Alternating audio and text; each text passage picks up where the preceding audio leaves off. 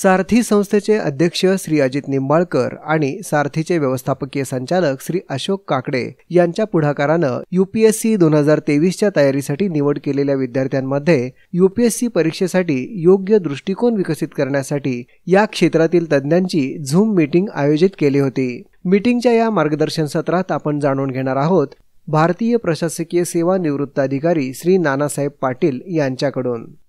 एक गोष्ट लक्षात ठेवा की ही अखिल भारतीय परीक्षा आहे. अखिल भारतीय अशा अर्थाने मी म्हणतोय की जवळजवळ प्रत्येक राज्यातील अतिशय हुशार टॅलेंटेड मुलं या परीक्षेसाठी तयारी करतात.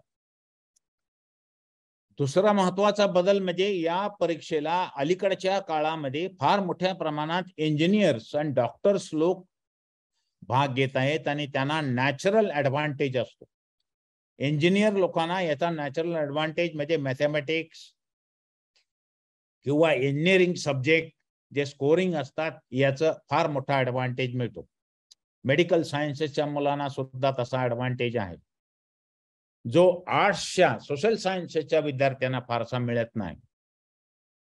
आता प्रिलिमिनरी चे 2021, 2020, 2019 या प्रश्नपत्रिका आज ऑनलाईन उपलब्ध आहेत. त्या तुम्ही बघितल्या पाहिजेत. त्या कशा सोडवायच्या हे पाहिलं पाहिजे. त्यानंतर तुमची एंट्री आहे. त्यामुळे प्रिलिमची तयारी अतिशय जोरदार गेल्या 4-5 वर्षाच्या ज्या प्रश्नपत्रिका आहेत त्या पहा आणि त्या डाउनलोड करा, त्या ट्राय करा आणि त्याच्यातून तुम्हाला कशा प्रकारचे प्रश्न येत आहेत हे पहा. एक गोष्ट लक्षात ठेवा की तुम्ही स्वतःला फसवू नका. तुम्ही परीक्षेला बसताय, आमच्याकडून किंवा सारथीकडून निधी घेताय, हे सगळं शासनानं उपलब्ध केलेल्या सोयी आहेत, पण स्वतःची फसवणूक करून घेऊ नका. आपल्याला दिलेल्या निधीचा, दिलेल्या वेळेचा, दिलेल्या सोयीचा फायदा हा आपल्या स्वतःच्या व्यक्तिमत्वाच्या विकासासाठी कसा वापरता येईल याचा पहा. प्रत्येक क्षण, प्रत्येक मिनिट तुम्हाला इथून पुढं परीक्षेच्या साठी घालवावा लागेल. तुम्ही स्वतःला फसवू नका, कारण स्वतःला फसवाल ते स्वतः तुम्ही अपयश तयार होईल तुमचं. आज कुठल्याही पद्धतीनं तुमच्यावर कोण मॉनिटर करणार नाहीये, तुमच्यावर कोणी रागावणार नाहीये तुम्ही अभ्यास नाही केला तर, पण तुमचं अपयशच तुम्हाला खायला उठेल. त्यामुळं यशासाठी आजपासून अतिशय प्रामाणिकपणे मी प्रत्येक क्षण असा ह्या तयारीसाठी घालवेन अशा प्रकारची मानसिक धारणा करा आणि तयारी करा. एक लक्षात ठेवा, जर प्रयत्न केलात तर तुम्हाला अपयश येणारच नाही, मी हे ठामपणे सांगतो. एक लक्षात ठेवा, impossible is not the word in anybody's dictionary. अशा प्रकारचा मानसिक धारणा पाहिजे. आपण जिद्द ठेवली पाहिजे, प्रामाणिकपणे प्रयत्न केले पाहिजे, स्वतःला फसवणूक नाही केली पाहिजे. स्वतःची फसवणूक करून तुम्ही स्वतः फसवून जाल. एक क्षण तुम्ही आता वाया घालवू नका इथून पुढे आणि या दृष्टीने तयारी करा की मला IAS व्हायचंय, मी या दृष्टीने काय करू. तुम्ही म्हणाल साधनं कुठं आहेत? आज ऑनलाईन, डिजिटल अशा इतक्या प्रचंड सोयी उपलब्ध आहेत की तुम्हाला कुठल्याही प्रकारचे नॉलेज आणि ऍक्सेस आज फारसा अडचणीचा नाहीये. त्यामुळे यात तुम्ही प्रचंड जर लक्ष घातलं तर तुम्हाला फारशी अडचण येणार नाही असं मला वाटतंय. पण 3-4 वर्षाचे हे जे प्रिलिमचे प्रश्नपत्रिका आहेत त्या मात्र तुम्ही काळजीपूर्वक सोडवा म्हणजे सोडवा आणि प्रत्येक उदाहरण, प्रत्येक प्रश्न अतिशय जाणीवपूर्वक सोडवा, म्हणजे तुम्हाला कळेल की काय ट्रेंड आहे असं विचारण्याची. हा महत्वाचा मुद्दा या ठिकाणी उपस्थित करतोय. मेनच्या बाबतीत तुम्ही जे सब्जेक्ट निवडाल त्यामध्ये तुमचं ग्रॅज्युएशन ज्याच्यात झालं असेल किंवा पोस्ट ग्रॅज्युएशन ज्याच्यात झालं असेल तो एक सब्जेक्ट कायम ठेवा, कारण पूर्ण नवीन विषयाची तयारी करणं हे काय आवश्यक पण नाही आणि अतिशय अवघड होऊन बसतं. आणि दुसरा जो विषय आहे तो साधारणतः तुमच्या मूळच्या विषयाशी संलग्न असलेला विषय असेल तर तुम्हाला चांगलं होईल आणि त्याची तयारी सर्वसाधारण पोस्ट ग्रॅज्युएटच्या लेवलनं करायला पाहिजे. मी म्हणेन की अशा विषयाचं एखादं चांगलं टेक्स्टबुक, ते स्टँडर्ड टेक्स्टबुक असतं ते जवळ ठेवा आणि त्याचा अभ्यास करून त्या बाबतीत हे करा. त्यामुळं मेनचे सब्जेक्ट्स किंवा कॉन्स्टिट्यूशन असेल, बाकीच्या गोष्टी असेल, ह्याची तयारी करताना तुम्हाला एक स्टँडर्ड टेक्स्टबुक रेफरन्स म्हणून घ्यावं लागेल. त्याचा अभ्यास करून प्रश्नाची उत्तरं, प्रश्नपत्रिका गेल्या 5-6 वर्षातल्या बघाव्या लागतील. यात फार अडचणीचा विषय नाही. मी तुम्हाला सांगतो, काहीही अडचण येत नाही. तुम्ही जर अभ्यास केलात व्यवस्थित तर तुम्हाला कुठलीही अडचण येणार नाही. दुसरा एक महत्वाचा विषय मी या ठिकाणी सांगू इच्छितो. बरेच लोक विकिपीडियाला रेफरन्स करतात.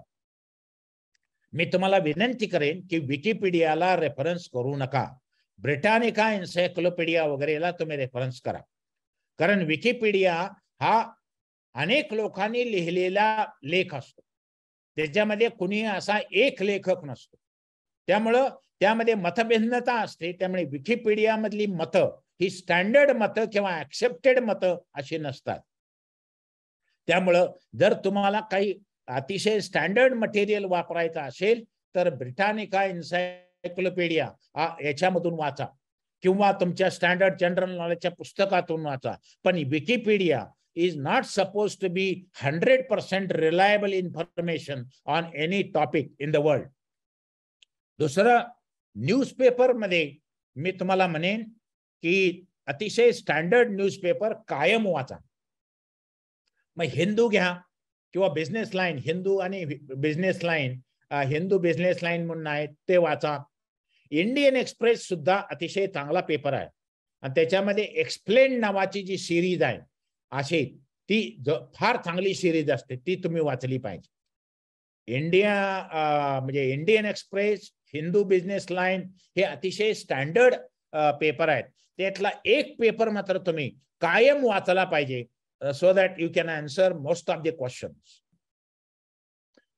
काही विद्यापीठांच्या मध्ये, पुणे विद्यापीठ असेल, मुंबई विद्यापीठ असेल, असे IAS ट्रेनिंग सेंटर सुद्धा आहेत. त्याचा सुद्धा तुम्हाला फायदा घेता येईल. पुण्यामध्ये IAS ट्रेनिंग सेंटर आहे, बॉम्बेला आहे, सरकारचं बॉम्बेला एक आहे. त्यामुळं मी तुम्हाला अशी एक विनंती करेन की आजच्या दिवसापासून तुम्ही एक अतिशय चांगला प्रकारचा निर्धार करा की मी हे करणार आहे आणि हे करण्यामध्ये मी कुठेही कमी पडणार नाही आणि हे प्रामाणिकपणे करा. वेळ अजिबात वाया घालवू नका. आणि यामध्ये एक लक्षात ठेवा, पहिल्यापासून बोलतोय मी, ऑल इंडिया मधले लोक ह्यामध्ये कॉम्पिटिशन करतायत. डॉक्टर्स आहेत, इंजिनियर आहेत, अतिशय टॅलेंटेड मुलं आहेत. आणि याच्यात कारण असं की महाराष्ट्र सोडून किंवा तामिळनाडू सोडून इतर राज्यांच्या मध्ये इंडस्ट्रियल किंवा बिझनेस जॉब फार मोठ्या प्रमाणात उपलब्ध नाही आहेत. त्यामुळे तुम्हाला या बिहार असेल, बंगाल असेल, बाकीचे ओरिसा असेल, इकडची मुलं IAS, IPS किंवा सेंट्रल सर्व्हिसेस हे फार मोठे करिअर म्हणून त्याच्याकडे बघतात आणि त्याच्यासाठी ते प्रयत्न करत असतात. त्यामुळं या परीक्षेकडे एक वेगळ्या प्रकारचा दृष्टिकोन इतर राज्यांच्या मधून आहे आणि आपल्याकडे ह्याची फार जाणीव नव्हती. आज अवेअरनेस नव्हता, अलीकडच्या काळामध्ये हा झालेला आहे. त्यामुळं यात तयारी करताना तुम्हाला जी काही अडचण येईल ती अडचण तुम्हाला सोडवण्याचा आणि त्यामध्ये सुलभता आणण्याचा प्रयत्न सारथी आणि सारथीमधील सर्व लोक करतील, हे तुम्हाला मी ग्वाही देतो.